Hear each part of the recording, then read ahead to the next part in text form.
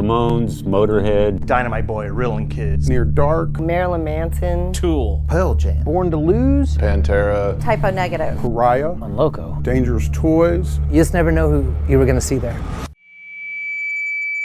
A certain club called the Back Room for almost 30 years. And what we've been asking people to call in for is a backroom story. If you're not familiar with the Back Room, then just go ahead and hang up. Back Room was a music venue that survived miraculously for more than 30 years. You walk in that front door and you had the split. If you went over to the left, you could go have some drinks and play some video games or pool. If you went to the right, that was the live music side. It was basically known as a hard rock heavy metal place in like the 80s and 90s. The place looked and smelled like we did. It constantly smelled like bleach. hot dogs and old beer. piss, cigarettes, and vomit. You can imagine putting all that in a cup and going, ooh, that's the smell of the back room. CBGBs and brownies and stuff in New York. It was our Sunset Strip of Austin. The back room was all of that wrapped in one venue. Everybody else has that same thing that I want, the fucking rock. Drink up, back room, I heard we sound better. Literally carried the rock and roll scene for all of Austin. I have to say that we have a lot of good talent happening out there right now. They did country at one point. We had a play set of 125 songs. They've done hip hop. Two Live Crew show brought in a whole different audience. They weren't afraid of anything. If you can do a Pantera show, you're gonna survive a Public Enemy show. Best sounding club in town, period. The kick drum busting you in the back and coming through your body and hitting the people in front of you in the face. Every show I saw there I was deaf.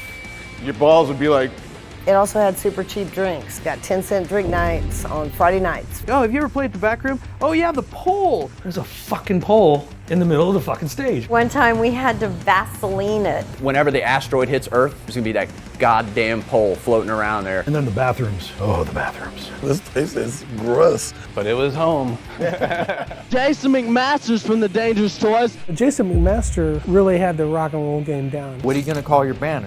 He says Dangerous Toys and click. They were on MTV and they were on the radio. Jason McMaster and Mark Geary from the band Dangerous Toys. When I first moved to town, all I kept hearing about was the band Pariah. We got signed at the Back Room. That was a band that could have, should have, and would have, and they didn't. And it wasn't their fault. Sims passed away, complete and utter shock. That was crushing.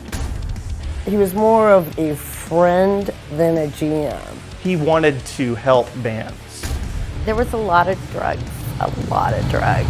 if a Motley Crue video could be real life, that's what the bathroom was like. I remember a gunshot going off. The guy shot into the ceiling like 2 to 4 times.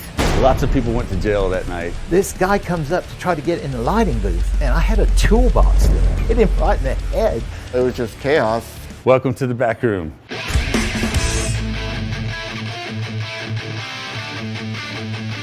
And I look over and I'm like, oh, it's Tom Araya, dude. And I got to sit next to Lemmy and watch him play these video games. The same amount of people that were at the fucking back room were in my fucking living room. Peter walks over to the mic. Shut the fuck up. Once again, putting the back room on the map. And if it wasn't for the back room, I'm not sure where my career would be. That's what the back room was. It was like a dirty little girlfriend that your dad secretly wanted to be with. As your mom just called her that white puta. That's what the back room is, cochino. All right, it's a big old cut.